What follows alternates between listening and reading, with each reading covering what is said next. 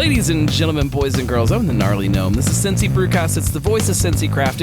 If you're new to this show, it's a podcast where we talk to the owners, the brewers, the drinkers, the retailers, really just the drinkers of Cincinnati craft beer, all of the people that make Cincinnati craft beer what it is.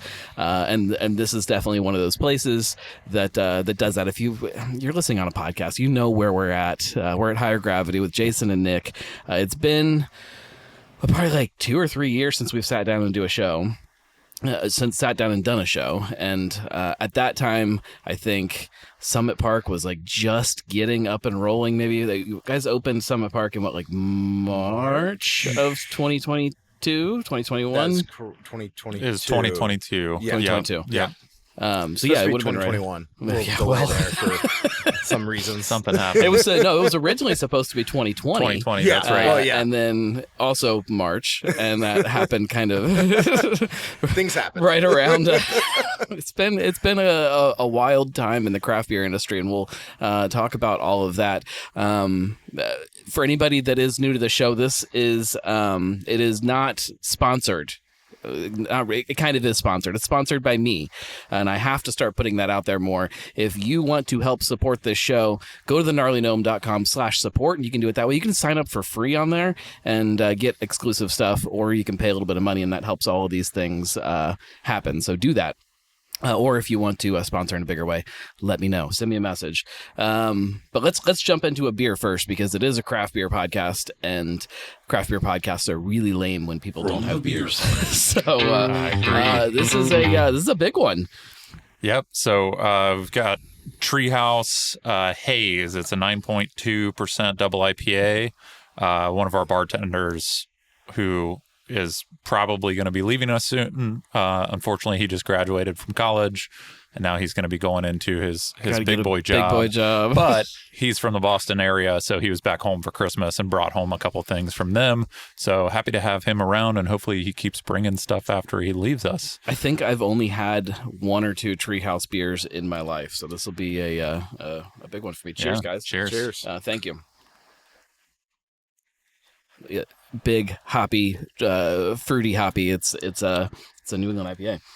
Yeah, and this made the trek back during one of the colder weeks too. So when John brought the beer back, the cans were all condensed, and I was like, they don't make bad beer, right? This thing is all. He's like, no, it's just been sitting in my car in 4-degree weather for a week.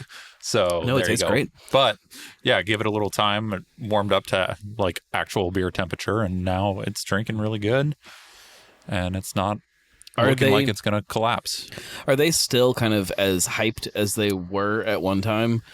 Is that still a thing, or the hyped beers still kind of? So I don't know. For me, I've kind of, before we started Higher Gravity, I was all in the Reddit beer trade and all that kind of stuff, and so those hype breweries were very apparent because everyone was on there looking for different things. Now I feel like there's so many good things in everybody's locality that you don't have to go chasing and don't have to search quite as much anymore. So they still make really good beer and people love it, but I don't know that people are chasing anything quite as much as they used to. I wonder if there was some kind of data about that, about how much beer trading was happening in cities that didn't have big kind of strong beer scenes versus cities that maybe had some craft beer happening, but not enough that people were craving something else, or if it was just really kind of a nationwide thing where everybody was just nuts about trying to get the things that you can't get. I think there's some part of that for sure. And I used to have a trading partner that I had met on Reddit who was really nerdy. I know, right? But it was awesome, and he wanted stuff from Urban Artifact, so easy for me to get, and he would send me Alchemist, Treehouse, all that kind of stuff, and it was awesome because all he wanted was Urban, and so that trading relationship was so perfect. I kind of remember that era a little bit. Urban and even Listerman and some of that stuff. People would go nuts about trying to get a hold of it, and you're like, well, that's just, to us, those are just normal shelf beers that are just around us. And they're incredible beers, right? But yeah, the fact that nobody could get them outside, now Urban's expanded their footprint a little bit, and that's kind of screwed up some of my trading ability. But I don't think even Treehouse, I don't know that it's the same as it was, during kind of that heyday before they kind of grew a little bit too, where you had to show up and you had to get in a line and kind of get the beer. Like I think that's changed a little bit. I think you can just kind of walk in and get what you want now. I think. When's the last time you stood in a line for beer? I know you're different, but I'm trying. I don't know the answer to that. I can't remember either. And it might have been in like Galaxy High with Mad Tree like 8 years ago. It's definitely been more recent than that for me. But again, sometimes it's half the fun is standing in line. But it had to be Dark Charge, would probably be the last time for me. But that now you just get online and you pre-order it and then you kind of go there. Sometimes you might have to wait for 2 or 3 people in front of you as you're picking up your bottles, but that's as much of a line as I think I've waited in a long time. That's going to bother me now trying to think about when the last time was.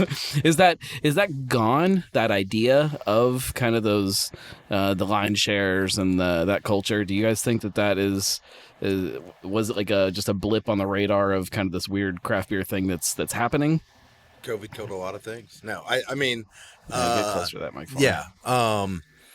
It seems that way, at least I don't hear of it anymore. I mean, Streetside, Listerman, or even Urban, when they were doing their monthly releases, everyone now has like a monthly subscription. Right. Because for them, it's smart business. You already have the recurring revenue that you're guaranteed, rather than, it could be a shitty weather day or something of that nature. It's like, or there's 3 things going on in the city. You're like, well, I'd rather just get the revenue and just ship it off, or I've people spent pick it up. So much more money at Urban Artifacts because of their club than I would have if they were doing releases and people lining up and stuff.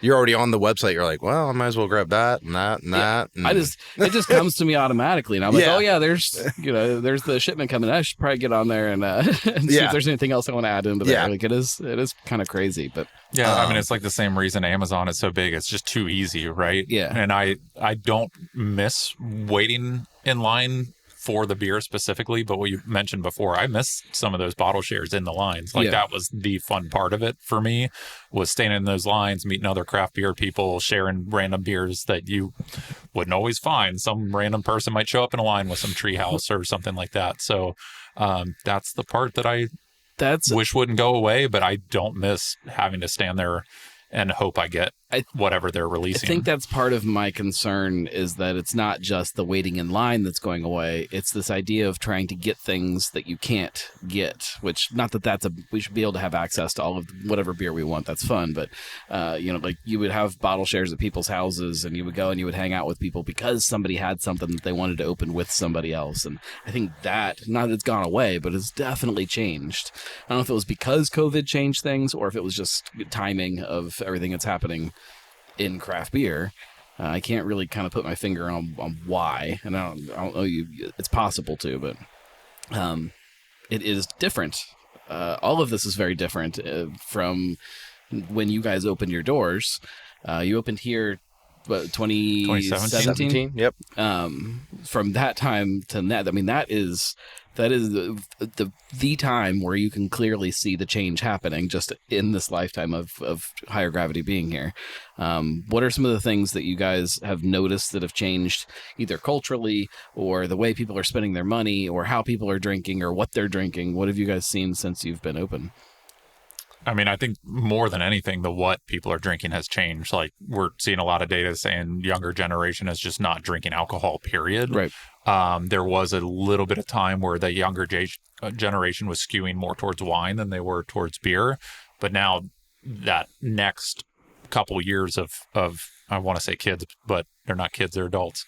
That next line of young adults coming through, they're not drinking alcohol, period. Right. And if they do, they're not drinking in abundance like my generation did. There is a huge shift, and if you look around our shelf space, you're seeing it. There's a pretty significant portion of our shelving that has switched over to THC and CBD products, which I'm all for, but trying to figure out like what that ratio now looks like is been interesting, and it's been constantly changing for us too. So right. A lot of that, a lot of shift towards non-alcoholic beers, like kombuchas and coffees and that kind of stuff too. So it is less beer focused definitely than we were back in 2017. My concern with all of that, I went on a rant a couple weeks ago on the Monday show, which it's called the Weekly Pint. For anybody that doesn't know, it's a live show on Mondays. Tune in; it's a lot of fun. Around 9:30 p.m. ish, depending on my family. But I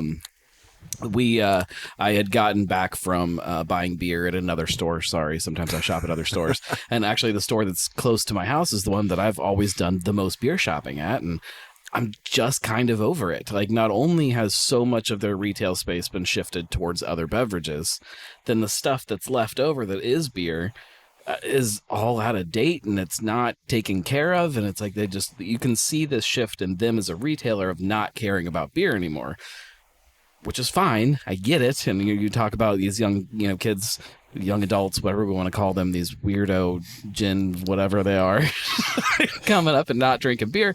I understand it from the retailer's perspective, but like then it stops becoming the place that the beer drinkers that still are around go to for beer. Yeah, and I mean, on that note, we still very much care about beer, and we check dates, we keep things rotating, we still are, making sure that we're bringing in breweries that people care about. We're looking at data to make sure stuff is selling through. If it's not selling through, we're not reordering it, that kind of stuff. And on that other beverages line, we get requests, and you probably do too on the seltzer stuff. Like, we get requests every day to, oh, hey, here's this brand. Can you bring in this brand? We kind of shy away from a lot of that stuff because we really want to focus the THC, the seltzers, on stuff that does well and stuff that will hit a broad audience, as opposed to, oh, this one person liked this one and they wanted to see if we could bring it in. Stuff that you trust too. Yeah, stuff that we trust. But it's like, we don't want to bring in 80 SKUs of something similar to High Noon when High Noon does a good job of it, right?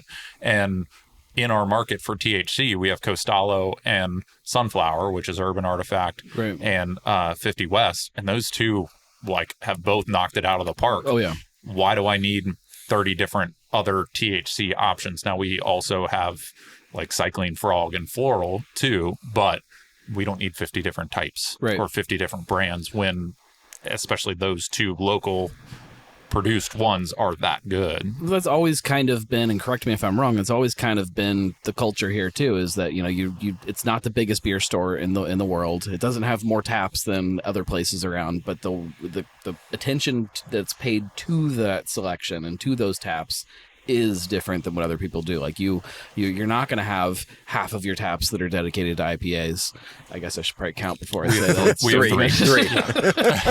But that you can get an IPA, and it's going to be a good IPA, and you're going to be able to get something that's West Coast and something that's New England. That you're going to be able to get something dark and something sour. Like that those core ideas are covered, and that you can trust what is up there. And I think that is sometimes what other places kind of miss out on, and that when I walk in somewhere, that kind of makes me mad as a customer. I'm like, I want this thing, and I've been spending my money here, and you just don't care that's why I'm here. And it's frustrating. And I appreciate that you guys have not done that yet. Don't plan to either. Walk in one day and the shelves are full of smooge. I'm going to be mad. There was some smooge in here for a little bit, but full of no. There were a lot of places that just, when they see a trend happening, they just can't help but just go all in on it. On both the producer side and the retailer side, and even the consumer side too. People just go nuts about things sometimes. Yeah. And I mean, it's like anything in the alcohol world, right? It's cyclical and it goes up and down. I mean, 15 years ago, it was all Jaeger and cherry bombs, and then it transitions to something else. And Jaeger is always still around. Well, it's always still around, but it's never a good idea. I mean, I think like anything, it goes up and down. And what is interesting, this generation, as Jason mentioned, is not really changing though, and it's driving down the sale of certain beers and wine. I mean, wine's getting hit really hard, especially with the THC drinks. So that market is definitely changing.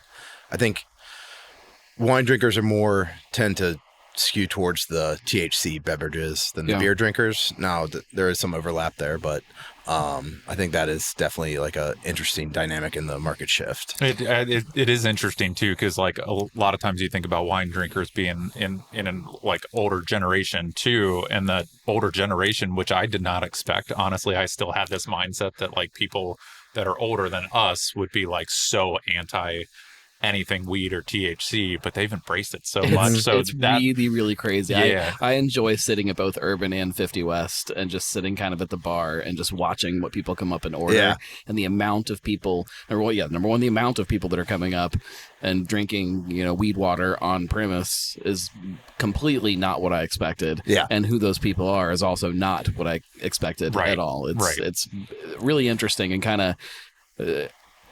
again, it makes it so it's hard to kind of predict what's coming next from consumers. Yeah, and that's also the nice thing about us being as small as we are. It allows us to be pretty flexible and find. But I don't want to say chasing trends, but it allows us to test things out. It does result a lot of times in us being out of stock of some stuff, but you can always find something that's similar next to it.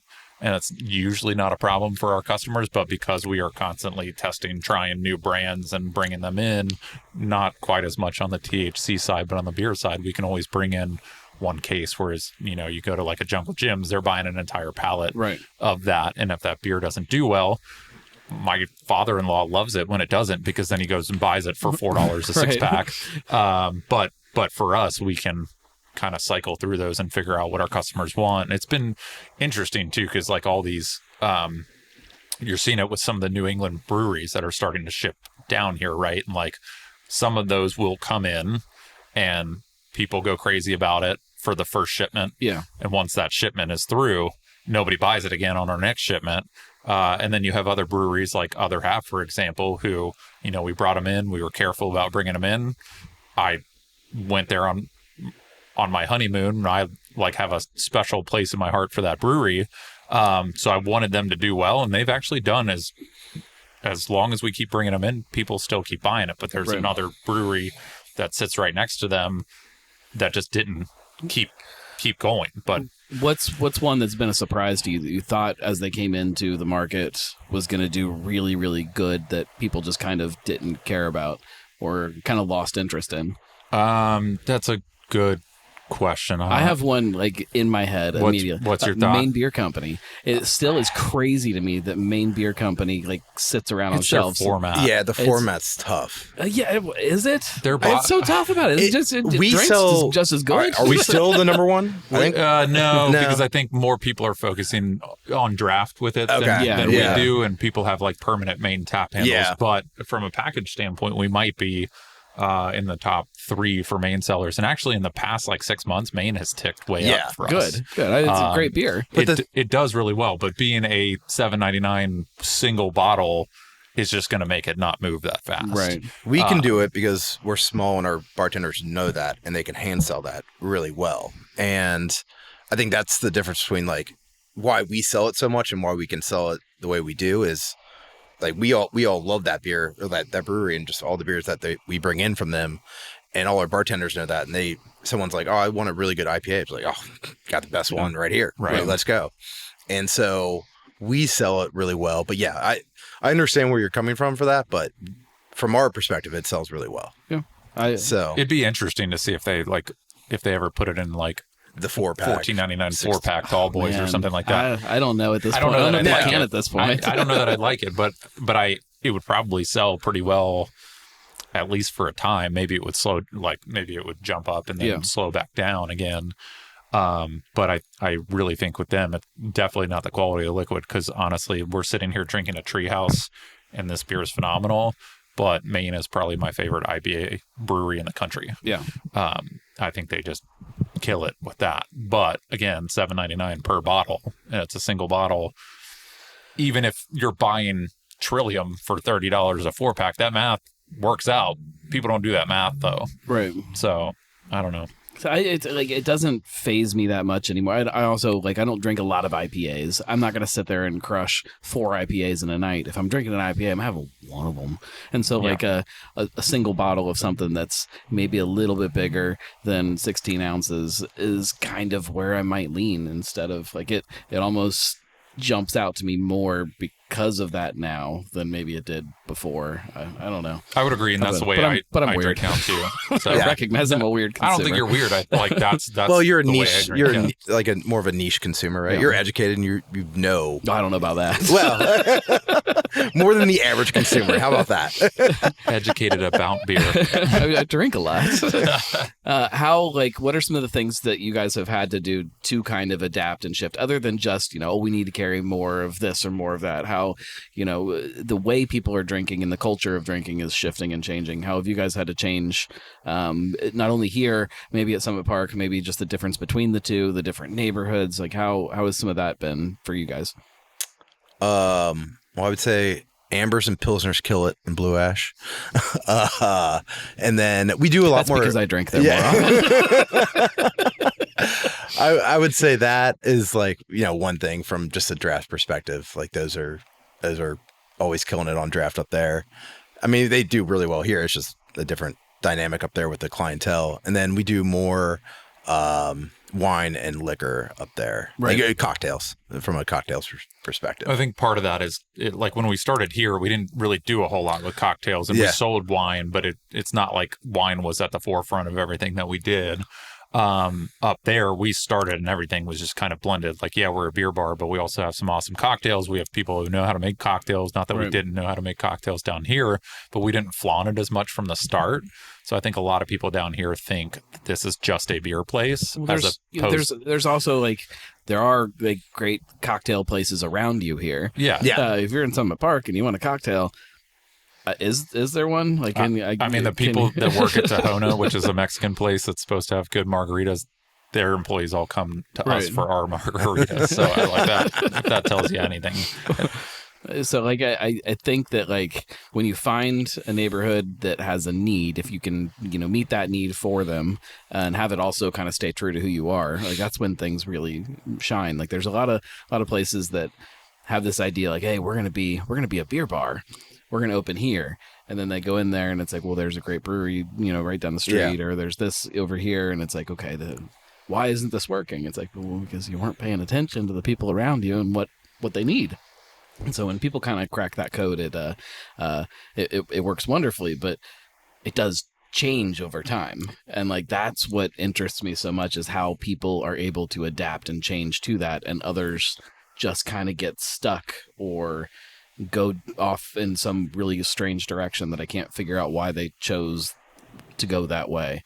And you guys somehow, and you've managed, as you've evolved and as you've changed, and as the neighborhoods have, and as the community has, and the industry has, you seem to be really good at adapting and changing with it. And you called it chasing trends earlier, and to me it's not even close to chasing trends. It's it's watching as everything around you is changing and just kind of trying to keep up with it and kind of, again, stay true to who you are.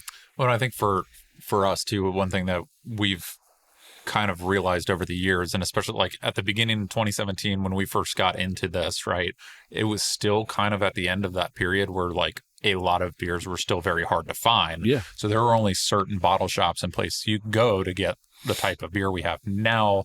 A lot of this beer is everywhere, and you can find it in a lot of places. Are you going to find that beer with a bartender who's knowledgeable enough to talk to you about it? Maybe not. But what we've really tried to lean into is creating an atmosphere and having a staff who are always going to be engaged, making it a place where you walk in that door and your bartender says, hey, by the name, right? We know every person who walks in here for the most part. And I think having that consistency in staff, but also really trying to look for staff who want to be around people. And this isn't always just a money thing for our bartenders. It's people who just like being around people and like being around beer. And that energy kind of creates a space for you more so than the product does. That's a great point though too. I don't know that I've ever sat down at a bar in Higher Gravity and had a bartender ignore me, which happens at a lot of places now. You walk in and like you get your drink, and even if that service is fine, and like they'll never let your drink go empty or anything like that, they just kind of leave you alone. And it's like it's very counter to what a bar is supposed to be in my head. Yeah. But it's almost becoming more of like the norm. And I don't know if that's, again, culture of this weird I think it's a generational thing, X, partially. What do we call them? The Gen Z, the millennial, generation whatever that they can are. only communicate via text. Yeah. I don't know if it's because of that or if it's something deeper with our society as a whole of just being afraid to talk to people because you're afraid that they are going to think something different than you. Just like, I don't know. Yeah, I mean, a bartender is like your barber or your hairdresser, right? Like, or just a drinking buddy. Like it's like you go there because you can talk to somebody, and whether it's your bartender or the person sitting in the bar stool next to you, that's like what it's all about. And we do have a lot of bartenders, especially like, for example, Todd up at our Summit Park store. He sees a new person who just moved into the apartments, and not only does he like welcome them in, he goes, "Oh, Scott, cool, you're new to the place. Here's all these other people that live here.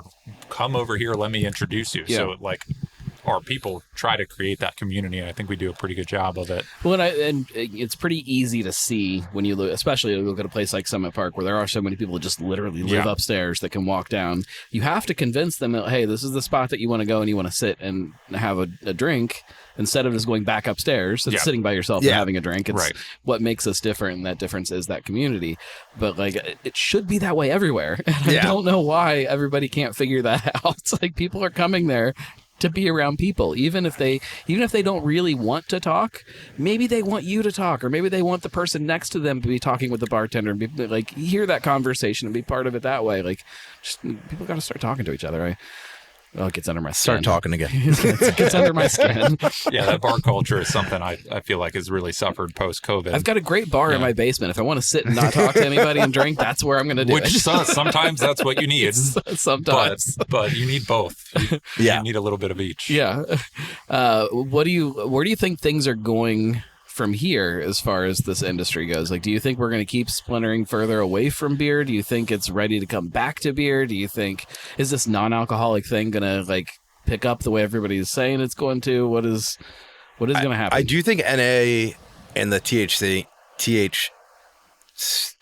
thing has staying power. Yeah. Just from even me, for example, like, I mean, I've been cutting back recently, and I'll have like a THC, but I have a THC drink or NA beer. Well, I got to lose some weight, I've decided, but you know, but it's one thing that I still enjoy going out, but you know, it's a good option to have. Like, and I think, you know, some places don't really have that option yet, and I wish more places did. And because now I just order water or iced tea if they don't really have a good option for me. So I just come here a lot. Well, then you like, if they don't have a good NA option, because I like to sit at the bar. If I'm at a restaurant, I want to sit at the bar. Yeah. It's just easier. I don't want to have to like sit at a table, be away from everyone. I want the process to move a little more efficiently. And I've been I'm nearing to 40, and I have this goal to be in the best shape of my life when I hit 40. And as much as I love alcohol, you just can't pound beers the same way that I did when I was 20 and still be in shape. So I've cut back a little bit too. I still have a couple beers a day almost, but I'm not drinking 5 or 6. I'm drinking 1 maybe, and maybe a little more on the weekends. But if I go to a restaurant and I don't want to have a beer and there's no NA option or like a kombucha or something that's going to make me feel like I have a beer, then I don't sit at the bar because I feel weird ordering a water from a bartender. And I'm like, iced tea is usually a little bit better at least. Yeah. And I don't drink soda, so I'm not going to like go order a Coke. It's just like, I don't know. It makes me feel like I can't sit at the bar if I'm not having something that is beer-like. Right.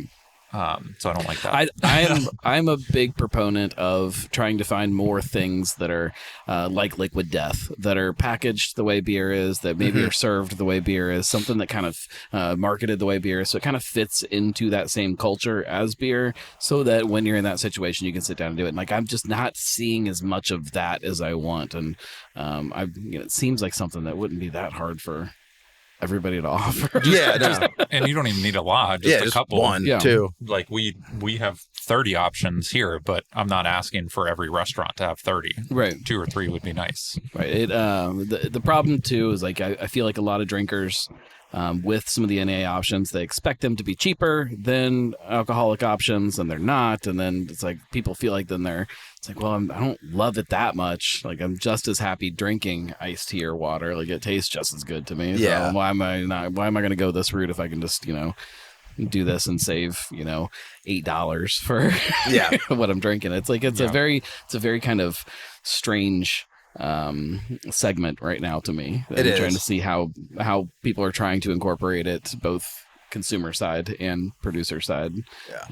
I mean, I think if you're like we've been, our bartender's probably pretty good at educating people. Is like there's really no difference in the process of making the beer. So this is more work. Yeah. In fact, It's extra. People are like, oh, there's no alcohol. It should cost less. No, that it took them longer to get there. Yeah. So. And the equipment for some of them that is involved in trying to do it. So there is no cost difference, and that's just the way it is. And so, but that's just what you want, though. You're willing to pay the money. It's just some people don't want to do that. Do you think that especially with the THC stuff, do you think we're going to see all of these breweries here in town just all of a sudden jump into it and kind of flood it the way that was happening with seltzer and then they'll all die out for the year? Yeah. It's been interesting because I've had quite a few breweries ask me if they should. And maybe this is wrong, but I've been pretty blunt in saying, like, if you haven't done it already, you're probably too late. Or if you don't have a really, really clever way of doing it different than the way other people are doing it. But so based on what I've been asked about and had those conversations about, I don't know that everyone's going to jump into it the same way. So. A lot of people are still freaked out too, not understanding, and maybe that's a whole different side. If everybody does jump into it, does that put a bigger target on somebody coming in and kind of say, cut the shit out, you're done? I mean, there is technically no regulations yet in the state of Ohio, and I'm sure there needs to be. Anyone who makes it here wants it to be regulated. Technically, right now, there is no law that says a 15-year-old kid can't walk into a bar and buy a THC beverage. There's no law that says that is not supposed to happen. There's technically no law. That is a law here. There should be. In our place it is. That's our law. Luckily, most retailers, every retailer that I know of is saying, look, you got to be 21 to buy this stuff. They do say it on the can too. For not all of them. Not all, but a lot of them say 21 all of the good older. ones Not that the can is law, but all of them are specifying this is an intoxicating beverage. Don't buy this if you're a kid. It's kind of like the Wild West right now, though. People trying to figure it out. It is, but it is kind of fun because there's so many things that you can't do in terms of marketing and advertising for beer. That some of these retailers and the producers are starting to do with THC to really grow that brand. So it's nice from that perspective that they're able to kind of play around and get people excited about it without having to worry about some of those laws. But at the same time, there we needs need to be some oversight. something around it. Which I imagine we'll see some this year. Yes, this year it will happen. And my concern though is they overreach. That is my big concern. Right. It's because the government. Never. Like for example, in Iowa 6 months ago, maybe 3 miles, whatever it was, there's people in the market, and then they decided, nope, 2 milligrams is the max. And then everyone had to change everything, and it's just like a big hoopla. So I really hope they don't go that route, and more just general oversight. Right. So we'll see what comes down. Communication to me is the biggest thing. Let people know what it is. Give people a number that they can kind of start to associate with themselves. Like, here's how much I'm okay with in this amount of time. Same as alcohol, and it takes people a little while to figure that out for themselves. But just communicate. Just be very communicative to people when they're buying your product. I mean, even with those numbers, they're the different processing methods and that kind of stuff. Things hit different. A 5 milligram from Uncle Arnie's is different than a 5 milligram from Sunflower. Well, you hear that though too with people, and I don't know how accurate it is. All of the science says that it isn't, but with alcohol, you hear people talk about that, like, oh, if I drink tequila, this is going to happen, but I'm okay if I'm just drinking, whiskey. And say, well, there's no reason that should be that way. Like it, it should, maybe you drink it faster. I don't know. Yeah, I don't. But on the alcohol side, I feel like it's a little more concrete in terms of that. But I don't know. Everyone does. You're right. People say tequila hits me different. You always will hear it. Yeah. And even anecdotally, I know that there are some beers that and it's probably because I'm drinking them faster, that are going to hit me harder than other beers. I know there's some things that I can sit there and I can just drink it all night and I'll be fine. And it's probably because of my pacing on how I drink it. But then there's other ones that they're going to catch up to me. Yeah. 100%. It'll be interesting to see how everybody kind of adapts to it, consumers and beyond. Yeah. Because I do know that there are a lot of people that are picking up THC beverages that it is their first experience with THC. Yeah. And so they're kind of learning their way through it through this method now. And we've educated our bartenders on that process of someone picks it up, they're like, "What is this?" You're like, "Oh yeah, let me walk you through this." I saw that at Summit Park one night. I was there sitting at the bar, and somebody came in and got ordered a drink, and then after the bartender explained it to him, realized that it was THC. I was like, oh, okay, never mind. Yeah. So there is some education and we make sure, everyone knows, hey, some people don't realize what they're picking up. You got to let them know what this is. And if it's their first one, be like, don't get the 25. Let's start with the 5, see how that goes. And then we can, maybe next time you can try the 25. Right. Yeah, and I've told a lot of people too, if this is your first time doing it, maybe don't do it at the bar. Yeah. Take it home with you, sit on the couch, see how you feel. And then if it doesn't. Make sure you don't have plans. Yes. Yeah. Make sure you got plenty of chips around. Yeah. There was one night where we were eating some edibles. We were camping, and I had a few of them, and I'm like, man, these things just aren't hitting me at all. And I'm not feeling it at all. And I look down, and there's 9 empty bags of chips around me, and I have one in my hand, and I'm like, oh my God. These chips are really good. And that's when you knew. Oh. And I'm like, I'm going to stay in this chair for a while. I think anyone who's had edibles has had that experience where you just don't, because they take a while to process. Whereas most of the THC seltzers are at least designed to hit within 15 minutes. Because I've had some edibles that don't hit for an hour and a half. And it's all right, well, I can take 2 more. Next thing you know, you can't feel your legs. Right. It's I haven't had that experience with the seltzers. So I've never had a bad experience with seltzers at all. I think that they are by far my favorite way to consume THC. Yeah, it's definitely become my favorite way. I wish I could drink them more like I drink beer, but and I think that might be a thing too. Is at least I've kind of bugged the guys from Costalo, be like, you should make a 2 milligram one, because if I want to have 3 at the bar, it's way easier to do that. Yeah, and so I know it. The process then, there's really no difference in their manufacturing process and whatnot. So I know that's harder for them to do from a money perspective, maybe. So, but I'm just it could increase sales though and stuff like that. Just from an on-premise perspective. I would drink them more frequently. If I could drink them kind of more like I drink beer. Because I love personally, my favorit's the grape. It tastes like just grape juice. That's awesome. My least favorite. Really? Yeah, I like the red cream soda one. See, it's too sweet for me. But if you love red cream soda, you will love that one. The red cream and on the soda side is my favorite, and then I really like the lemonade one a lot. I still never tried that. It is 10 though, so it's ooh. and the potent orange is delicious, but that's you got to be ready to go to sleep. Yeah. At some point I will do cheat code, put it over ice water episode of the Brewcast and just try a whole bunch of different ones. We should definitely do that. My problem is I can't do it if I'm not at home, because if I try a bunch of different ones, I can't do anything. Well, yeah. I just have to spend the night. We got couches at Summit. We can just take a nap there. So as the industry keeps changing, how do you guys see your business changing? Are you content with 2 locations? You think that's kind of the right size for what you guys are? Do you see yourselves growing at some point? Do you see other types of concepts, food, things like that? What do you see in the future? Right now I think we're pretty content. If the right opportunity got approached to us, we would think about it, but it'd have to be the right concept and right location.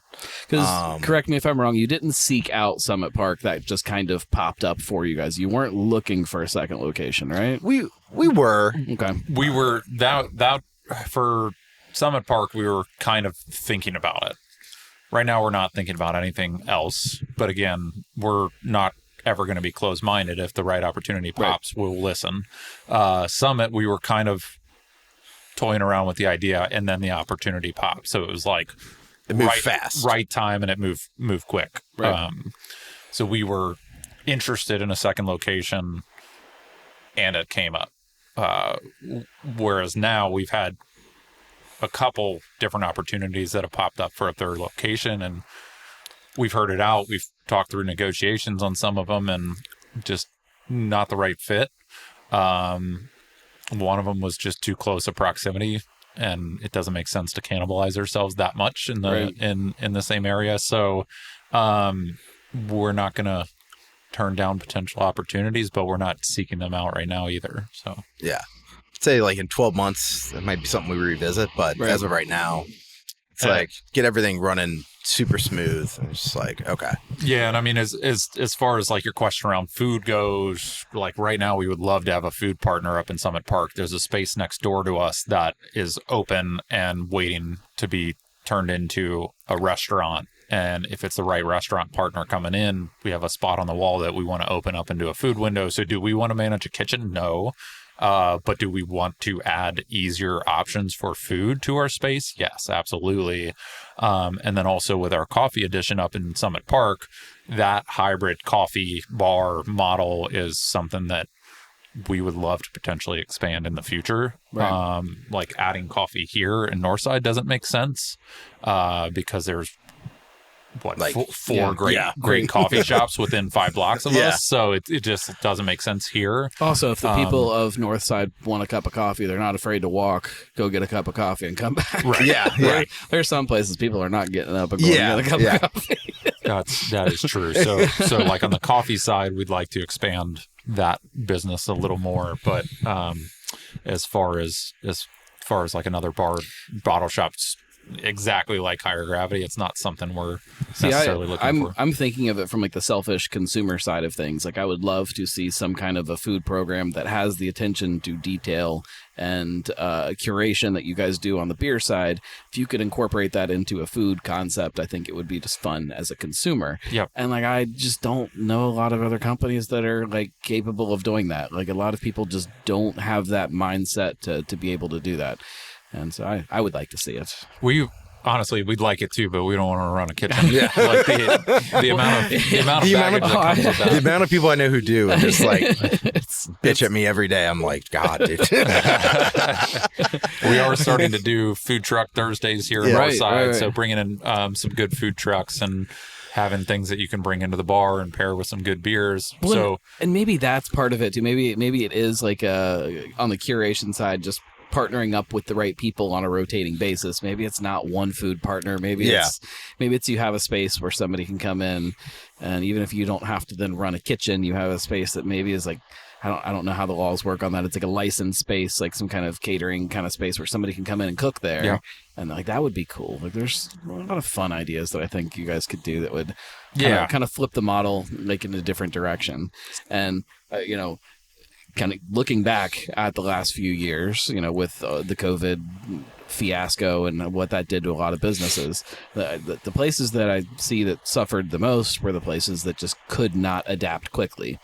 And to be able to have a business that has these different pieces of it around you, and if things around you change one direction, you shift and you change with it, and you're able to kind of adapt. As the business does keep growing, I hope you guys keep finding more ways to kind of add things that you can shift into when you need to, and shift away from when you don't. And, I mean, absolutely. And like I said, if there's anyone out there who's looking to open a restaurant and you got a good concept, come talk to us, because we would like a food window in Summit Park. I mean, originally Summit was supposed to have several restaurants, and COVID changed a lot of things. It changed everything. So, although it kind of killed us. You guys are getting new neighbors up there. Currently this week, as of recording this. Did you go yesterday? I'm going tonight. Oh, they're doing it again tonight. I think they're doing them all week. Oh, okay. Talking about Mad Tree Parks and Rec, how do you guys view that? Is there a little bit of it's a little bit of competition, or is this just awesome, we're going to have more people walking around the park and more people that have an empty glass, and then they look all the way across the park like, I'm going to get one on my way back over there, then one. Yeah, I mean, I think it's any healthy competition is good for any business, in my opinion. The park is going to bring in more people, and they're going to be walking around the park, and they're going to find us. They've never, we just don't have the brand power that Mad Tree has. Mad Tree is one of the most powerful brands in the city. Right. And people are going to come to Summit Park now for that, be walking around and see us. Right. Like, oh my God, what is this place? And see that we have coffee in the morning, see that we have a bottle shop that you can pick out wine, beer from, and then end up having a couple drinks there, I think. So you guys don't need to run a kitchen. You need to hire a food runner. Yes. That just literally runs across the park, picks up food, and brings it back to Higher Gravity. They should hire a food runner to bring it to us. Yes. Yeah. Because each hire half a food runner. Yes, that'll work. That'll work. We'll split their payroll. But no, I mean, I agree. Like, there's that saying that high tide raises all ships. So I think they're going to bring a ton of people to the park. I also think, like, their bartenders know who we are too, even if all their customers don't. And if someone's coming in like, oh, where should I go to next? It's like a thing, especially if you're out of town, you're always going to ask a bartender, where should I go to next? And those bartenders are going to tell you to come across the street. Our bartenders are going to say the same thing. If we've got customers closing out and being like, where else should I go? We're going to tell them to go across the park to Mad Tree too. So it's a good relationship, and we are already a partner with them. It's not like we're building a new relationship with Mad Tree. So I think it's going to help us a ton. And I also think it's going to help potentially drive some restaurants to fill those empty spaces that are in Northside or in Summit Park too. So I have a prediction that I've been trying to put out there in any kind of medium possible so that when I'm right, I can go back and say, look, I told you. I think that this tap room, this Parks and Rec, will be busier than Oakley will. On paper. It won't feel like it, which is part of what's going to make it busier than what Oakley is. Because, it's just too crazy. But you have an entire park now. Yeah. All of their kind of clientele that comes with their kids, comes with their dogs, all that stuff that right now hangs out in Oakley. Yep. Fills up the parking lot, and you get there and you're like, I'm not going to try to go in there and battle this. Yeah. That's all still going to exist, but now they just get their beer and they walk into the park. Yeah. And their kids go play on the playground, or they go and they walk on the trails. Like, it's going to be nuts. Yeah. And if their kids come to the playground, they're going to see our sign while they're at the playground. Right. So, but no, I agree. I think the accessibility, because there's so much more parking there too, will help do exactly what you said, because the parking is limited there in Oakley. And it's also like, because of 71 and Ronald Reagan, the accessibility is so much easier up there too and I realize Oakley's not that hard to get to, but the roads are kind of a cluster. It's intimidating for, I think, a lot of suburb folks to try to manage. Yeah. So, I think they're going to do all right there. I think it'll only be good for you guys. But I do hear other businesses that when somebody like that is moving in, that freaks them out. And they're like, oh, this is just going to take away from us. And we need to go somewhere where there isn't that competition. And it's like, I think it's a pretty closed-minded approach, and it's like a thought for someone who hasn't really seen that kind of interconnectivity in businesses before. So I can't see how it would be bad for anyone around that park. You guys seem very optimistic about everything. Haven't you heard that craft beer is dying? Is there anything that freaks you guys out right now about the industry or about what you guys are doing? I mean, the younger generation. I mean, because I feel like economic constraints. I feel like we can peer pressure them into drinking. Yeah, beer. eventually. I think we'll get to them. Or I think there's enough where you can adjust to what they want. Right. So, I think that's attainable. Unless they just completely shy away from social interaction. Yeah, completely. That is possible. They are weird. iPad kids. They're very weird. That's what they like to do. I mean, it's weird because, like, I know tons of people in that generation that are not like that, but maybe that's the only ones I know. Because all the other ones are at home. To me, that's the I don't know. Because most of the people that I know aren't like that either. Yeah. But I guess there's a reason we know them, and you don't know the others. What we don't realize is that generation is just way bigger than we ever realized. Yeah. They just never left the basement. Yeah, but I agree. Like, the economic constraints for a lot of people right now is the hard part, and I'm optimistic enough to think that's a short-term issue. Yeah. And hope that's a short-term issue, right? There's a lot of people who right now are struggling to pay rent or pay for their mortgage, dealing with interest rate hikes, and that kind of stuff, where you're having to make a decision. Do I go out to a restaurant or do I pay my electric bill because now my mortgage is X when it was Y? So I think part of that is it. With those economic constraints, you're seeing restaurants start to have to raise prices, which makes those economic constraints even worse, makes it harder to go out. And then you're going to see a lot of restaurants and bars fail in the near term because of that. I hope that a lot of these places can survive, because there's so many restaurants that I don't want to see go under that we know are kind of already struggling. I think about that a lot, and I think about kind of where people are spending their money and why they're spending it there. And I've noticed that my drinking habits have shifted. I don't drink at home nearly as much as I used to. That money is definitely going to being out somewhere, drinking at a bar somewhere. But then also the places that I'm going to when I am going out to eat are places that I feel a lot stronger about. And every time I drive past an Applebee's and the parking lot is full, or I see the drive-through line at McDonald's that's wrapped all the way down the side of the building, it makes me feel a little more confident that there is a way through this. We just need to get all of those people to get out of the drive-thru and go somewhere else, and to stop going to Applebee's, because it's terrible. It's actually not bad. It's actually not bad. The food is actually kind of good. It's funny. We talk about Applebee's all the time. I haven't been to an Applebee's in like 15 years, but my son sees the commercials and he really wants to go. I'm obsessed with the idea of Applebee's, because every time I go there, I leave mad. And then like my wife is like, well, how was your food? I'm like, it's actually kind of good, but everything else was just miserable. Like I hate everything about it, but yet there are still people that my kids both love it. I don't know why they love it. The food is not, they get like chicken tenders. Yeah. It's not any better than anywhere else, but for some reason they love Applebee's. Flair. They got a lot of flair. They don't even have any flair anymore.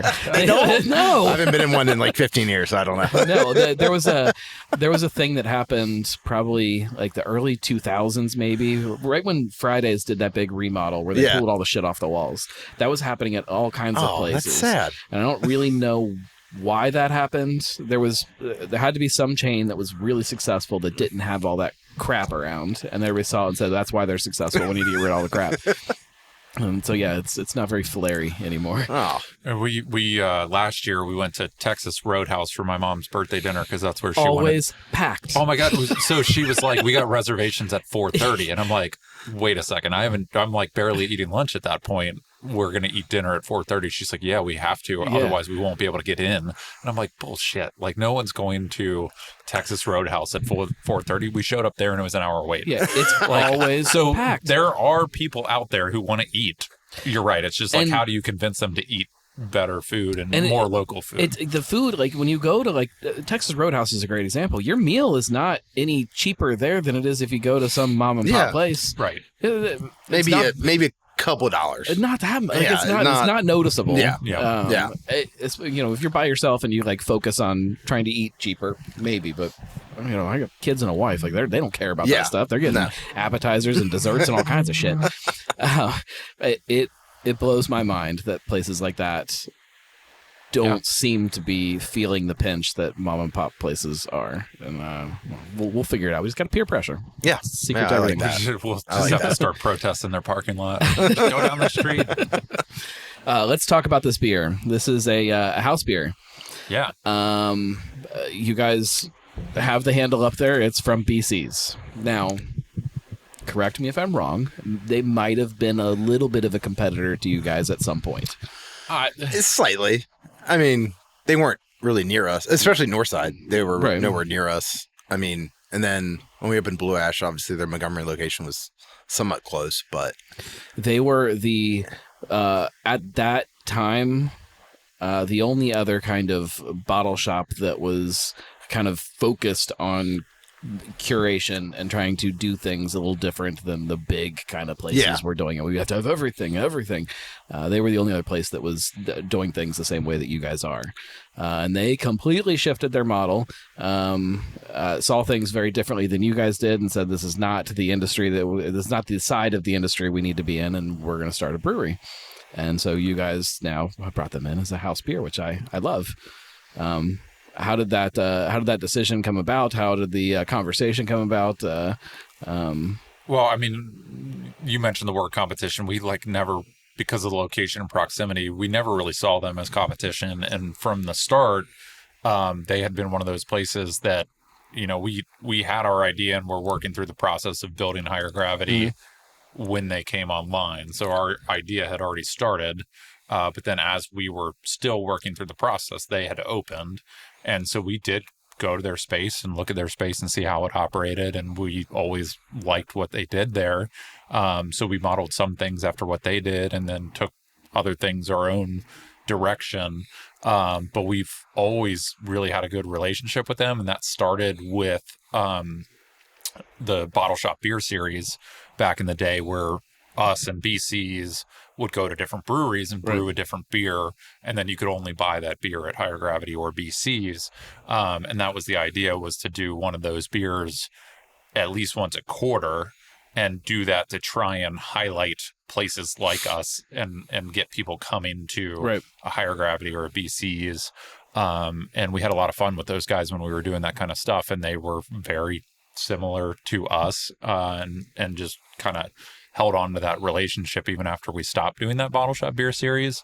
So fast forward to, I don't know, 3 or 4 months ago, and I was talking to Caleb when they had been open as a brewery for a couple months, and floated the idea past him about switching our Low G, which was made by Westside. Low G was something that we started. It was like the first couple weeks of the pandemic. We had because we were supposed to go there and brew the inaugural batch of Low G, and then COVID hit and we weren't allowed to go. So we never actually got to brew that beer, but we'd been doing that for 4 years now. And it was always the same beer. That never changes. We always had Low G, Blonde Ale on tap at both locations. That's kind of not really what we do. Our whole model is changing. Something different, and it sold well. It was a great beer, and we appreciate Westside for doing that for us for so long. But we just felt like it had kind of started to run its course a little bit, especially because of things like Cincy Light coming online. Well, yeah, I'm definitely a lighter beer drinker a lot of the time, and I find myself when I walk in and I see a tap list and there's a Low G Blonde Ale. And I'm like, that sounds good. But then right next to it is a really great crispy Pilsner. Yep. I'm going with the Pilsner. I think that's true for a lot of drinkers right now. Yep. So between us having a rotating Pilsner line always, and us also bringing in light lagers, Cincy Light, Narragansett, whatever it is that we try to rotate fairly frequently. We've had Cincy Light on throughout football season. That was one of our promotions we've done. But once Super Bowl happens, we'll go back to switching that tap handle every time we change the keg. But having those light lagers on along with the Pilsner line, that cannibalized Low G quite a bit. So we started thinking about what can we do that'll be ours, but will rotate through the seasons. And BC's is small enough to make that happen and help us through that. So they get it, and they understand it. They understand it from a different level than a lot of breweries will. And it's part of that collaboration. So it's bringing that Bottle Shop Beer Series back. They're no longer a bottle shop, but they were part of that from the beginning. So it allows us to bring that collaboration full circle now. And so this is not something you'll only find here at Higher Gravity. It'll always be something that you can get at BC's and Higher Gravity. So it's there in both places as that pure collaboration, but it'll be something that rotates with the season, something we'll always talk about and figure out, the next season's coming up. We're thinking about doing a Mexican lager for the spring or summertime, and then we'll figure something else out for the fall. So it is something that'll stick around for a couple months and then rotate. It'll always be something that's light and approachable to a broad audience, but it'll be a little more unique and more premium than a basic blonde ale. So this one is an amber ale, kind of a little hoppier, a little floral hoppy, but just super approachable, super good, super still drinkable, but flavorful and has a little more body to it than some of those lighter beers that I think people think of as kind of the house beer. Yeah, exactly. Like and I'm a big lager drinker now too, just like you. Lagers, pilsners are what I spend most of my time drinking nowadays. And in the winter or the colder months, I want something that's got a little more body, a little more flavor to it, but is still drinkable. So amber ale is what we decided to go with right now for colder months, and then we'll kind of transition into something a little when lighter. you say something that you guys come up with, like there is an actual collaboration happening here too, right? Like you guys are sitting down and you're talking. I know we've probably talked about that in other episodes when we talk about like beer vent and stuff, that a lot of those collaboration beers are actual collaborations. Like you come in and it's like, hey, what do you guys think represents you? How does that fit in with what we're doing? How does all this fit into a bigger puzzle? And I think a lot of places when they do a collaboration beer with a brewery, it's just, hey, whatever you guys want to do is fine. We'll put it on, or nobody cares. That's I think the point that I want to get across with this place is that it's not just about putting beer on tap. It's about putting beer that makes sense on tap and that fits with everything else and that you think your customers are going to want. And like that's not an easy thing to do. But I think it's something that more places should kind of pay attention to. Yeah, and I think there's in terms of collaboration, those things go any which way, right? Like it can be just what you said, where it's like, hey, I need a beer, get me a beer, and they send you a beer. Or it can go all the way to we help with recipe design and we help brew it. And then everything in between there. So those collaborations, depending on the brewery, they kind of will hit anywhere in between. And then with BC's on this one specifically, we didn't help with any recipe design or anything like that, but it was a lot of talk about like what kind of style, what flavor profile, and then they went and designed from there. But as this progresses, that spectrum, where it falls on that spectrum, will probably flex throughout the process, and depending on what beer we're looking at, we'll either take a heavier hand on some of them or back off a little bit on others. So it depends. But. And you guys can see what your customers are leaning towards at a given moment. Like, hey, they're drinking a whole bunch of this, and maybe that's the direction that it makes sense to go. Or people have just completely started ignoring this. Like, we should not make that. Right. We should talk a little bit about beer vent. It's not beer vent season right now. This is the very short period of the year where it is not beer vent season. But it is approaching, depending on when you're listening to this. You need to mark your calendar for July and be paying attention, because you got to snag your beer vent calendar. It is like one of my favorite like beer traditions that exists in my life. I love it so much. We've talked about it on the show, so I'll put links in the show notes to some of those other episodes you can go back and listen to, but just kind of briefly talk about what beer vent is and why you guys do it, number one, and what goes into kind of putting this thing together every year. Yeah, so I mean, it's not beer vent season, but it is beer vent box return season. Noam brought his 2 boxes in from the last 2 years today before we started recording. So if you still have your box and you've done this before, bring it back in. You get a $5 coupon. We try to keep as much waste out of the trash as we can. So beer vent is something that we do every year. We started it. Did we start it in 2019, 2018? 2018, maybe? 19. We gotta look back. Either way. Whatever. It is an advent calendar. So if you're used to the traditional Christmas chocolate advent calendar box, this is like an adult version on steroids for that. It's 25 days. Most are regular chocolate advent calendars. Are they 25 days? I think they're 24. 24 days, right? Lame. I agree. So 25 days, 25 different beers from 25 different breweries, and there's a broad array. And I say broad, we had 21 different styles in the box last year represented in the box. So you get a little bit of everything. It's a good way for people to try something new. We always have some unique beers that we brew for Advent specifically that you can only find in our box or potentially on tap at the brewery too. There's always one beer in there that maybe I've had before, maybe I've seen before, maybe I haven't had in a long time, but there's always one beer that it's like, oh my God, yeah, I should have had one of those. Like I should have had this beer recently, and I haven't. Like you crack it open, and it's like I would have never picked this up off the shelf, would have never drank this, but I'm really glad it's here. And there's things like that about the calendar that I love it so much. Yeah, it's not all brand new beers, stuff that there is a lot of stuff that you've probably never seen before because it's seasonal or just at the market or it's brand new and it's a one-off thing or we brewed it specifically. But we do try to focus on some of those beers that maybe you had 10 years ago and it was delicious and you forgot about it and you shouldn't forget about it. Yeah. But you did because there's 700 new beers a week coming out. Yeah. So it's easy to get lost in the shuffle, but we try to throw a couple of those in the box each year to just be like, hey, don't forget about this. This is one of the best beers you'll ever have. And you've probably had it and forgot. The calendar is a ton of work, to say the absolute least. Like that doesn't even scratch the surface of how much work goes into putting these together. You guys are not making very much, if any, money at all off of them, especially when you factor in the man hours that go into them. You're not making anything. I'm fairly confident of that. Why do you do it? I mean, now we have to. Can't stop now. Yes. Now we're beholden to it now. We will break the window and come in and steal 25 beers. Can't take crack away from a crackhead.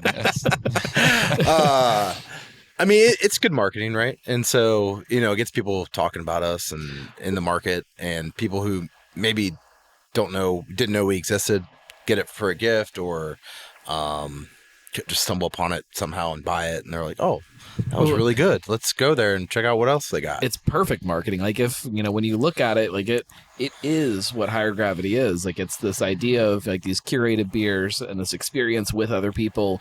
It's like, it is Higher Gravity wrapped into a box. And like, I think that is such a cool thing. And like other people can do calendars and they're probably fun too, except for Brewdog who puts socks on them. That's stupid. But like other calendars I'm sure are fun.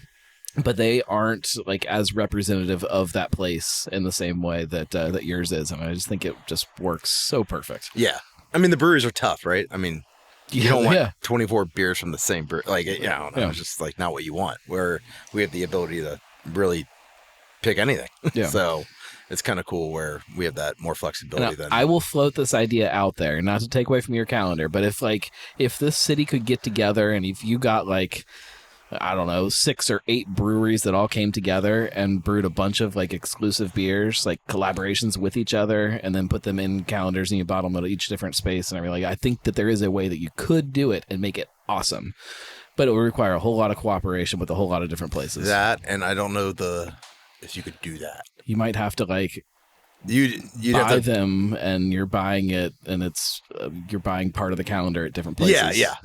I think there's a way to do it. There is a way to do it. Just be logistically harder than. It'll be awesome. Yeah. It could be done if somebody cared enough. Yes. And I don't think anybody cares enough. Yeah. If like I said, if you have not gotten your calendar before, do it quickly. They will sell it out every year. Give a call July 1st. Why can't I get one? And be like, well, you've had 7 months or 6 months, whatever it is. Right. And we're here. So I don't know what to tell you. Usually there's some kind of fun incentive if you order them early. Yeah. You can get, this year was an ornament. There was a really great glass one year.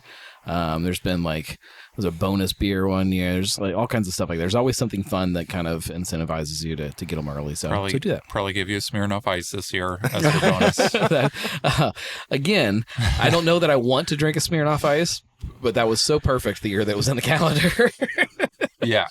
We keep trying to think of ways to mess with people like that again, but I don't want to do the same thing. But we'll figure something out. One year, I want to do one calendar with all Smirnoff Ices, just randomly in the pile. I think just one random person gets it. For Julia. But at the end, they get like a special thing. Right. Well, then we just have a separate calendar and we give it to them at the end. Well, like they have their regular by calendar. Day 3, maybe, because they'd probably be pretty mad. if by day 3 you don't lift that thing, lift the lid off and be like, no, day 2. Day I'm 2. Honestly, like if I pull day 1 and then I start seeing everybody checking in and other things, like what the hell just happened? Yeah. But no, I mean, it's a lot of fun. It's good marketing for us. It's a good way to get people to come into the store that maybe they live too far away, so they don't always come, but they come to pick up their box and they come to bring that box back so that we can recycle the boxes. So, it's bringing people in at least twice that may not come because we're a little too far out of the way. It's a really good way for a lot of people to connect. I get so many emails and messages on Instagram saying, hey, this was awesome. Me and my brother literally called each other every day while we were drinking our beer or whatever. So there is a lot of that where people are buying them for themselves and buying presents for other people, and they like share them. One guy was saying his whole friend group bought, everyone in the friend group bought a box. Every Friday they would hold on to their beers, but every Friday they would come and they'd drink them all together on Fridays at each other's houses. So like, that's the kind of stuff that makes us keep doing this. Even like you said, we do make a little money, but it's not a lot at all. And especially once you factor in the amount of time that Nick and I spend on it, it's not much, but that kind of stuff makes it totally worth it. That's definitely my favorite part. It's just like hearing all the stories, be like, oh yeah, me and my 3 buddies do a Zoom call or text every night about the different beers and do tasting notes and stuff. You're like, that's awesome. Yeah, my father-in-law keeps like a little journal. It's like, it almost reminds me of kind of when like Rate Beer was big, or like when Untapped first started, and people were actually like commenting about beers and talking about beers. Yeah. Like to be able to, it kind of brings that back. To be able to get on social media and have people talking about the same beer and like drinking it together is just so much fun to me. And we might have to integrate your live Monday show. Like I think that'd be cool. So, is like try to get everyone on the show and like talk about it. I always drink whatever that Monday's beer is on the show. But we can like link it and like let everyone know this year. Like this year's going to be so. Joe and Caroline from Craft Parenting Podcast, they always recap every single beer on their podcast. However, they cheat. They will sometimes drink multiple on the same day. Sometimes they'll pull them ahead of time so that they're ready to post them on that day. And I called them out and told them that was cheating. So, but curious, are they wearing the same stuff? Do they sometimes change their clothes? Sometimes they wear the same thing. They don't even hide the fact that they're cheating. I always watch them, but I like never pay that close attention. Now I'm curious. So we can go down a little rabbit hole for 1 second. When I used to do like a YouTube show called Prost, where I would drink behind the bar, and the idea was that I could have a bunch of YouTube videos that I would be able to put out on a more regular basis because I love YouTube. And I'm like, it's fine. Like I can do like 2 or 3 at a time. I can just drink a couple beers, and but I would change in between them so that they wouldn't look like. And I would have like a stack of sweatshirts and different hats sitting there next to me, and I would change them so that I didn't look like I was wearing the same thing. You just hear me getting more drunk progressively after each video. It's like, no way this guy's on his first beer. I called them out and said that they are cheating and you should not do your beer vent beers ahead of time. That is anti-beer vent. And they said that it is not possible to put out a podcast of every single beer vent beer.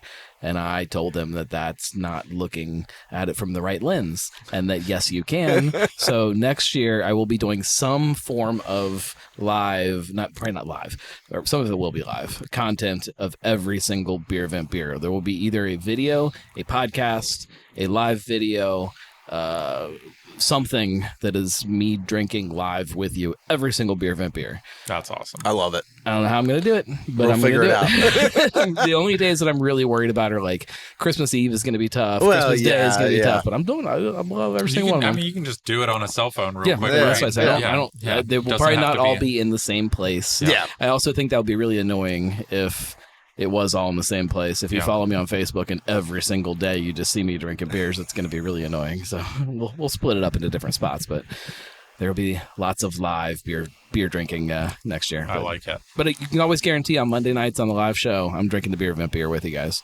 Always. And you know that when you get ready to hit live, most of the people that are tuning in are going to be drinking the same beer with you. And it's so much fun. Yeah. Yeah, no, that's awesome. The communal aspect of beer drinking is something that we need to bring back. I'm looking forward to seeing all that. And Joe and Caroline, they like, part of being a parent is sometimes ignoring your kids. So I feel like for 25 days straight, they can just you can do it with your kids. Your kids can sit in the same room. Sit there. My youngest has been on my show a couple times. I had to kick him off of the show because he would sit there and like. He was sitting off camera, and I gave him a microphone because that made him feel cool. And the whole time he's just going, yep, yep, yep, yep, yep, yep. Not even like to anything, just to hear himself talking. And it gets a little much, but there's ways to do it. You can figure it out. Yeah, for sure. Gonna figure it out. I like it. All right. Well, thank you guys. Is there anything else you want people to know about Higher Gravity that you think they don't know, or that?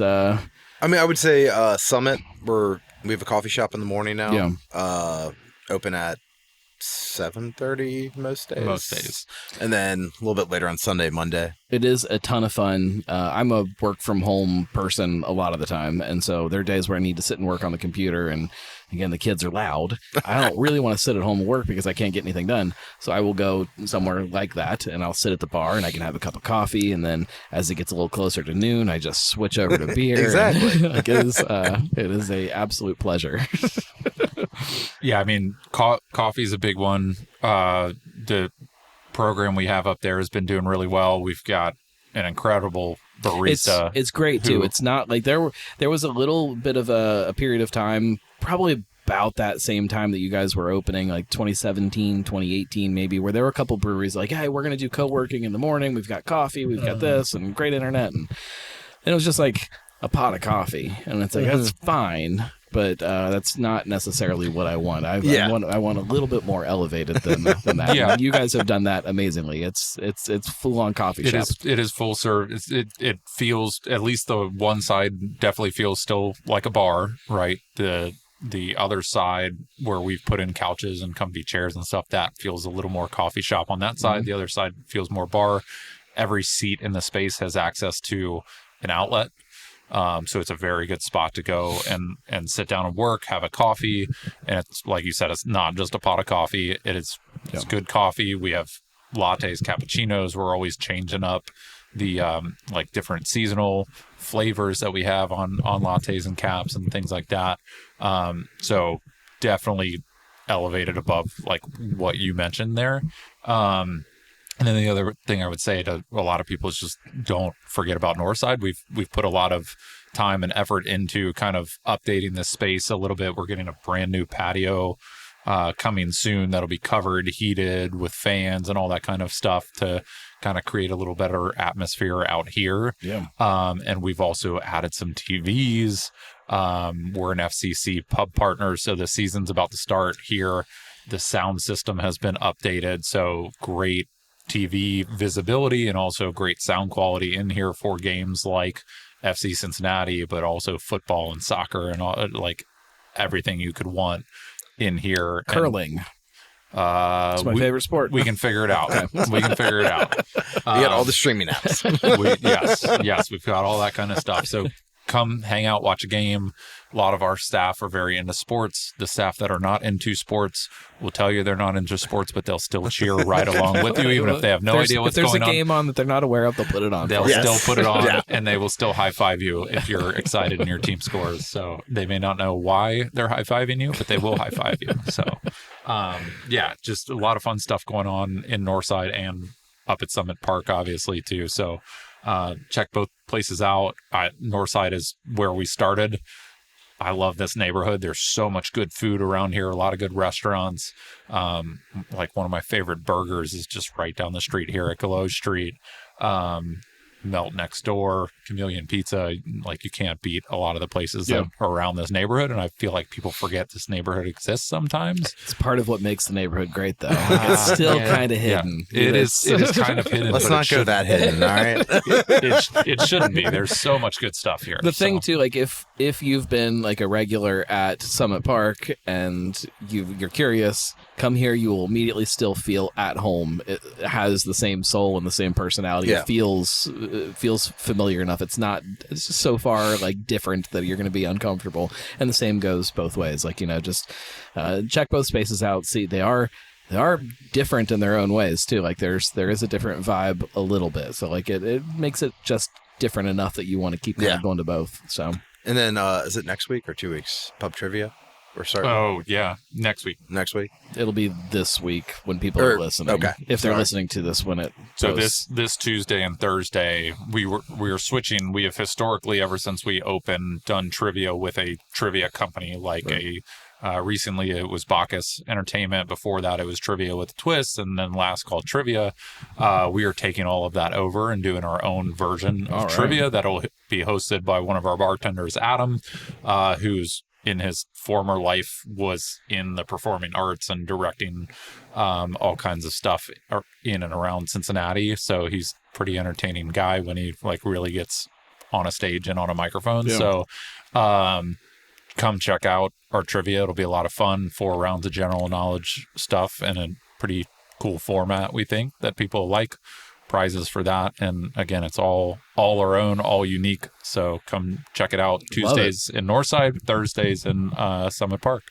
If you guys ever want to do Cincinnati beer trivia, let me know. Yeah, maybe, we should definitely do that. Maybe for Cincinnati Beer Week this year. We can do that. We're not. Guess I haven't officially announced that it's coming back yet, but stay tuned. That'd be fun.